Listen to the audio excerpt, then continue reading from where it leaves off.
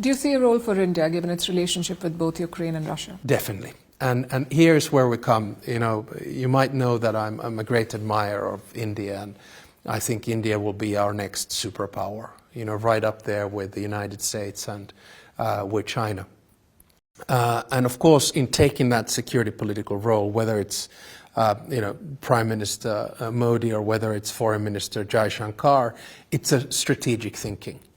What India is obviously doing right now is having a multi-vectoral foreign policy, which is fully understandable. So you have to keep good relations with Russia. You want to have good relations with the United States and, of course, with the European Union and China as well. I think we need to get the bigger players involved in this. And for me, the bigger players in this case would be President Xi Jinping, would be Prime Minister Modi, and would be President Ramaphosa.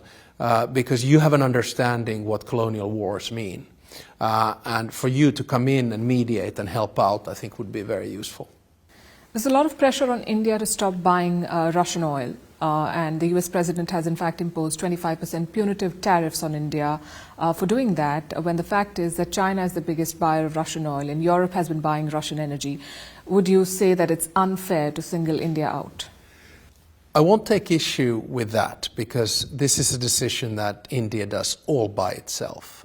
It's a big player, it's an independent actor, and it decides what's best for its foreign policy. What I will say is that the things that used to bring us together are now used to tear us apart. So interdependence, trade, or energy was supposed to be things that brought us together, but now they can actually be weaponized. I think what President Trump has indicated is that Europe must stop buying oil and gas from Russia, and there are two countries which I mentioned earlier, Hungary and Slovakia, that still do it. Having said that, we have reduced our dependency on Russian energy by 80%, which I think is quite good. China is buying Russian energy, and there have been some secondary sanctions put on some of the key players. And then, of course, the threats coming from the United States on China and India have led to the fact, for instance, by sanctioning Lukoil and Rosneft, that both India and China are taking distance on this. But these are difficult foreign policy decisions. All I can say is that without oil and gas exports, Russia would not be able to afford to conduct this war. But I'm not going to blame India. I'm going to blame all of us collectively. So you agree that it's unfair to target India? I think India is not the only one to blame here. The tariffs on China have in fact been reduced by 10% in the last week. Again, I come from a small country which believes in free trade, which believes in international institutions and norms. I am not a big fan of tariffs in any form. I'm a big fan of free trade. So you agree that India or any other country is free to buy oil or energy from any other country, including Russia, as long as there are no United Nations sanctions? Again, I'm not going to give advice to India on this. What I can say is that I hope that the European Union and India can finalize its free trade agreement sooner rather than later. India is a big player in all of this, and what India does matters. About the United Nations, I can say, and I've said this in the General Assembly twice now, I want the UN Security Council to be expanded. Its membership should be at least doubled. I think it is utterly, it is wrong that countries like India are not in the UN Security Council. I have suggested that we should have at least one member from Latin America, 2 from Africa, and 2 from Asia. Why? Because I believe in multilateralism, and because I think that if players like India don't feel that they have agency or skin in the game in the United Nations, the institution is going to continue to weaken. Labour mobility is also a key issue in India, and a lot of talented students and professionals have been working in multinational companies, mostly in the United States, post the IT revolution, but now President Trump is curbing immigration. Would Finland be open to taking in more students and workers? We have a big contingency of Indian students and workers here, all come in either on a student visa or then a working visa, and I see that as a strength. I believe that if well managed, labor-based or study-based immigration is welcome. I have a lot of Indian friends here in Finland.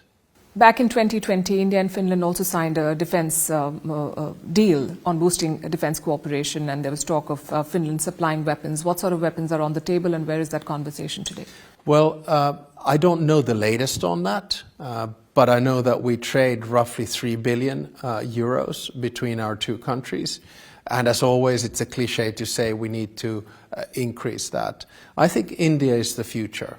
You have demography on your side, you have technology on your side, you have capability on your side, you have economic growth on your side. And then if a country like Finland can somehow cooperate with India, whether in defense or something else, I find it useful. Do you see China as a strategic challenge? Challenge, perhaps, yes, but I think the way in which it has been defined is that it's a strategic competitor, so not an enemy.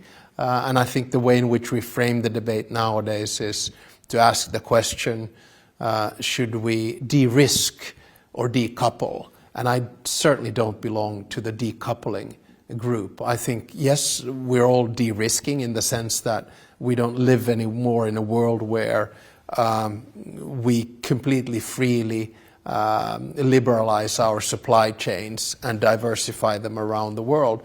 So that's part of de-risking. But I do think that the world now has a choice. It is a choice of multilateralism, which for me is international institutions, norms, rules and laws. That for me is the international cooperative framework. Or multipolarity, which is much more transactional, which is much more short-sighted, and which doesn't abide by international rules. And I hope that a country like India, if and when it feels that it has agency, ownership and power in these multilateral institutions, will be a defender thereof.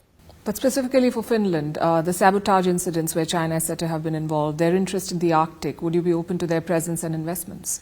Well, we actually have had very good cooperation with China on the ship that was under a Chinese flag that cut some cables in the Baltic Sea. That was kind of the first incident.